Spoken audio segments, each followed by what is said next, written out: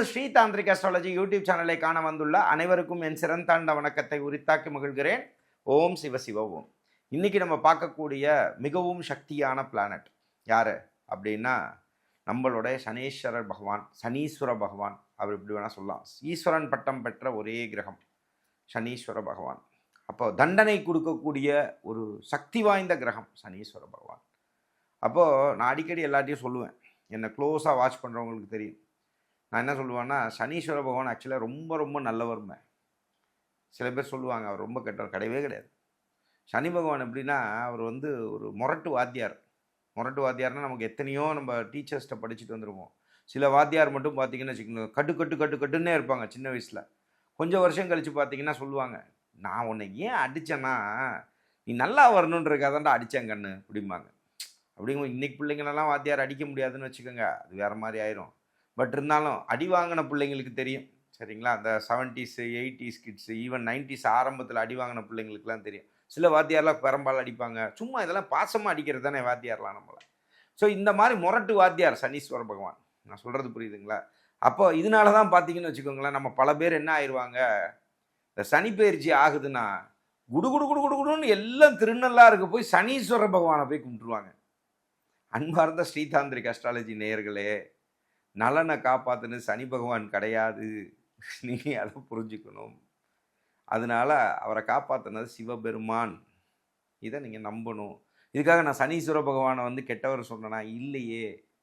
கிரகங்கள் நான் ஒவ்வொரு நிகழ்ச்சியும் சொல்கிறேன் பாருங்கள். கிரகங்களை பற்றி இதுக்கு முன்னாடி வீடியோ போய் பேசியிருக்கோம். அதே மாதிரி பார்த்திங்கன்னா கேது பகவானை பற்றி பேசியிருக்கோம், ராகு பகவானை பற்றி பேசியிருக்கோம். நான் டெஃபினட்டாக நம்ம டீம்கிட்ட ரிக்வெஸ்ட் பண்ணுறேன், அதை பின் பண்ணுவோம், அதையும் போய் பாருங்கள். அப்போ கிரகங்கள் சக்தியானவர்களா? சத்தியமாக சக்தியானவர்கள் தான், நான் இல்லைன்னே சொல்லலையே. பட் இருந்தாலும் அவங்க தான் உங்களை அடிக்கணும்னு உட்காந்துருக்கும் போது அவங்கள்ட்ட போய் உங்களோட கோத்திரத்தை சொல்லி, உங்களுடைய நட்சத்திரத்தை சொல்லி, ராசியை சொல்லி, அது அவருக்கு போய் அவரோட மூல மந்திரத்தை சொல்லி அவரை ஏன் உக்ரமாக ஆக்குறீங்க? அதை விட ஜோதிடத்தை ஜோதிடமாக பார்த்துட்டு அவர் உண்மையாகவே நல்ல நிலையில் இருக்காரா, இல்லை இவர் யாரை வழிபடணும், அவங்களோட தேவத்தை யார், அந்த நம் பெரியவர்கள் சொல்லி கொடுத்த ரிஷிகளும் மாமுனிவர்களும் நம்ம கற்றுக் கொடுத்த தெய்வங்களை வழிபடுவது மூலம் என்ன பண்ணலாம், எளிமையான பரிகாரங்களை என்ன மாதிரி பண்ணிக்கலாம், இந்த மாதிரி விஷயங்களை தெய்வங்களை வழிபடும் பொழுது தெய்வம் உங்களை கெடுக்காது. ஆனால் கிரகங்களுக்கு அப்படி கிடையாது. அதை நீங்கள் ஆழமாக புரிஞ்சுக்கணும். சரி, அப்போ நான் யாரை வழிபடணும்? அடுத்த கேள்வி வரும். அப்போது சனீஸ்வர பகவானுக்கு 2 பேர் உண்டுங்க. இது பேசிக்காக நீங்கள் எந்த ராசியாக இருக்கலாம், நீங்கள் எந்த நட்சத்திரமாக இருக்கலாம், எந்த லக்னமாக இருக்கலாம். ஆஞ்சநேய சுவாமிக்கு சனீஸ்வர பகவான் சத்தியம் செய்து கொடுத்துள்ளார். என்னென்ன? ராவணேஸ்வரர் மிகவும் சக்தியானவர். அவருக்கு மந்திர யந்திர தாந்திரிகம்லாம் நல்லா தெரியும். ராவணேஸ்வரர், சரிங்களா? அவர் மிகப்பெரிய சிவபக்தன், சரியா? ஒரு ஸ்டேஜில் என்ன பண்ணிடுறாரு அப்படின்னு சொன்னால், சனீஸ்வர பகவானையே ராவணேஸ்வரர் கட்டிடுறார். கட்டக்கூடிய காலங்களில் அந்த இடத்துலேருந்து அஞ்சனை மைந்தனாம் நம்ம ஆஞ்சநேய சுவாமி நேராக அந்த கட்டிலேருந்து அவரை காப்பாற்றி விடக்கூடிய காலங்களில் வரும்போது, ஆஞ்சநேயா என் முன்னாடி நில்லுன்னார். நம்ம ஆஞ்சநேயர் எவ்வளோ ட்ரிக்கியான பர்சன். அப்போ டக்குன்னு அவர் என்ன பண்ணிட்டாருன்னா, இல்லை நான் நேராலாம் வரமாட்டேன், ஆனால் எனக்கு நீ உனக்கு என்ன வர வேணும் சொல்லு, நான் தரேன். என்னுடைய பக்தர்களை ரொம்ப பெரிய கஷ்டத்தை நீ கொடுக்கக்கூடாது சனீஸ்வர பகவானே அப்படின்னு சொன்ன சத்தியம் பண்ணி கொடுத்துருக்காரு. நம்ம சத்தியம் தான் பொய் சத்தியம், இது சும்மா பொய் சத்தியம், இது சும்மா சத்தியம் சொன்னேன் அப்படிலாம் அடித்து விடுவோம். ஆனால் சனீஸ்வர பகவான் ஒரு மிகப்பெரிய சத்தியவான்னு கூட சொல்லுவேன், சரிங்களா? இப்போ அவரே சத்தியம் பண்ணி கொடுத்துருக்கிறதுனால நீங்கள் எந்த ராசியாக இருந்தாலும் சரி, எந்த நட்சத்திரமாக இருந்தாலும் சரி, எந்த லக்னமாக இருந்தாலும் சரி, உங்களுக்கு யாராவது உங்கள் சுயஜாதகத்தில் சனீஸ்வர பகவான் ரொம்ப உங்களுக்கு கஷ்டம் கொடுக்க போகிறாருன்னு சொன்னால் நீங்கள் எங்கே ஓடணும்? நேராக சனி பகவான்கிட்ட ஓடிடாதீங்க, நேராக ஆஞ்சநேய சுவாமிகிட்ட ஓடிடுங்க. அப்போ நீங்கள் என்ன பண்ணுங்க, ஆஞ்சநேயரை பிரீத்தி செய்யணும்னா சந்தோஷப்படுதணும்னா அதுக்கு ஒரு சுவாமி இருக்கார். யார்? ஸ்ரீ ராமச்சந்திரமூர்த்தி தான். ராமர் எங்கெல்லாம் இருக்காரோ அங்கே ஆஞ்சநேயர் வந்துடுவார், புரிஞ்சுக்கணும்.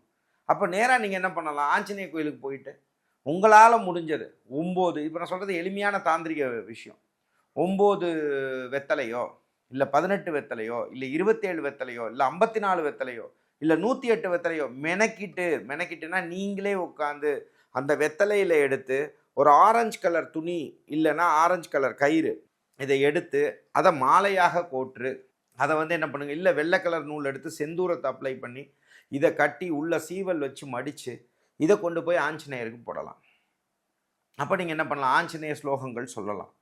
அப்போ ஆஞ்சநேயரை கூப்பிடலாம், ஆஞ்சநேயரை சொல்லிட்டு அதுக்கப்புறமா ஜெய் ஸ்ரீராம் சொல்லலாம், ஸ்ரீராம ஜெயம் ஸ்ரீராம ஜெயம் எழுதி வைக்கலாம். இது ஒரு எளிமையான வழிபாடு. இது இல்லாமல் கால பைரவரின் வழிபாடும் சனீஸ்வர பகவானுக்கு மிகப்பெரிய பிரீதிங்கிறத நீங்கள் தெரிஞ்சுக்கணும். அப்போ கால பைரவரோட வழிபாடை நீங்கள் செய்ய செய்ய செய்ய செய்ய உங்களுக்கு நிறைய மாற்றங்கள் உங்களுக்கு கிடைக்கும். அது மட்டும் இல்லாமல் நீங்கள் கால பைரவர்னு வந்தால் உடனே நீங்கள் என்ன நினச்சிக்கூடாதுன்னா அஷ்டமி திதியில் தான் போகணும் போல நீங்களாம் நினச்சிக்கூடாது. நம்மளுடைய சுயஜாதகத்தில் அந்த நம்மளுடைய ஈஸ்வரன் பட்டம் பெற்ற கிரகமான சனீஸ்வர பகவான் எந்த இடத்துல இருக்கார், அவர் நமக்கு நல்லவரா கெட்டவரா, இந்த மாதிரி அமைப்புகள்லாம் நம்ம அதுக்குள்ளே போய் பார்த்து அதுக்கு தகுந்த மாதிரி அந்த ஜாதக ரீதியான விஷயங்களை நீங்கள் தெரிஞ்சுட்டு அதுக்கு தகுந்த மாதிரி நீங்கள் வழிபாடுகள் எந்த நாளில் போய் சுவாமி கும்பிடணும், என்ன பண்ணணும், இந்த மாதிரி விஷயங்கள்லாம் நீங்கள் செஞ்சீங்கன்னா டெஃபினட்டாக அதுக்குள்ளே மாற்றங்கள் வரும். இதை நீங்கள் புரிஞ்சுக்கலாம். இது மட்டும் இல்லாமல் நீங்கள் நல்லா வெளியிலலாம் நான் ட்ராவல் பண்ணுவேன் அப்படின்னு சொன்னீங்கன்னா, எனக்கு ரொம்ப என்ன சொல்கிறது, ரொம்ப விருப்பமுள்ள ஒரு கோயில் அப்படின்னு சொன்னீங்கன்னா நைனிடால்னு சொல்லிட்டு இந்தியாவில் ஒரு இடம் இருக்குது. அங்கே போனீங்கன்னா நீங்கள் போடுங்க நைனிடால் ஆஞ்சநேய சுவாமின்னு போட்டிங்கன்னா, இது ஏன் நான் சொல்கிறேன்னா, தொழிலில் முடங்கி இருப்பவர்கள், சரியா, தொழிலில் நான் ரொம்ப முடங்கிட்டேன் அப்படின்னா இதெல்லாம் உண்மைங்க. இது ஸ்டீவ் ஜாப்ஸ்ன்னு சொல்கிறவர் இதெல்லாம் நீங்கள் படிக்கலாம். நான் சொல்கிறதெல்லாம் எப்பொருள் யார் யார் கேட்கணும் அப்பொருள் மெய்ப்பொருள் காண்பது அறிவு. அப்போ நைனிடால் பார்த்தீங்க அப்படின்னா ஸ்டீவ் ஜாப்ஸ் தான் ஆப்பிள் ஃபவுண்டர். அவர் ஆக்சுவலி பெரிய கிருஷ்ண பக்தன், சரியா.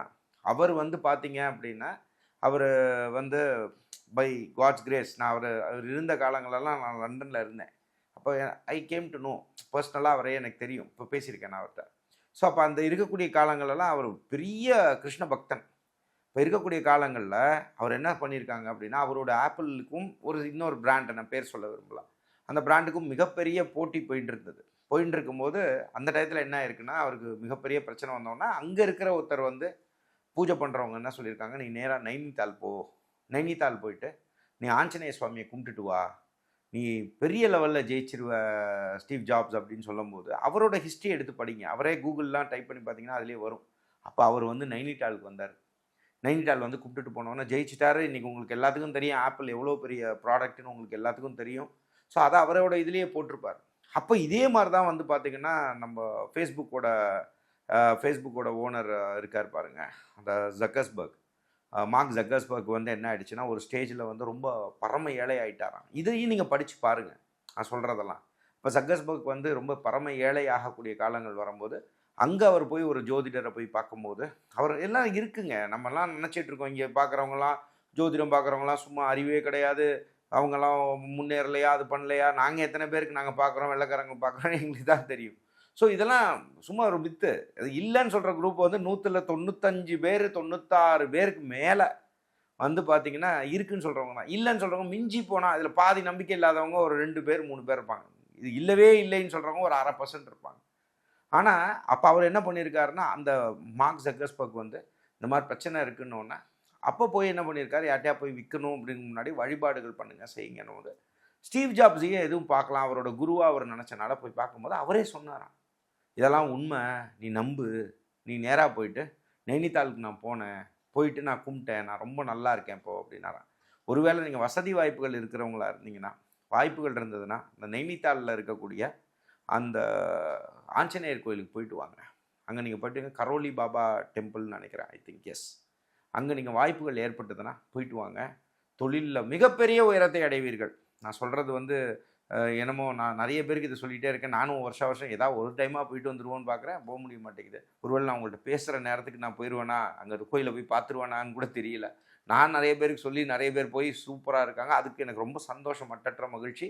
பட் அவன் அருளாலே அவன் தாள் வணங்கின்னு என்னைக்கு சுவாமி நம்மளை அனுகிரகம் பண்ணி அந்த இடத்துக்கு கூப்பிட்றாரோ அப்போ தான் போக முடியும். ஆனால் இது சத்தியமான உண்மைங்க. இது அவங்க சொன்னதை அவங்களாவே ஒரு அன்பயஸ்டாக சொன்னது. அன்பயஸ்டானா எந்த ஒரு ஒளிமறைவும் இல்லாமல்.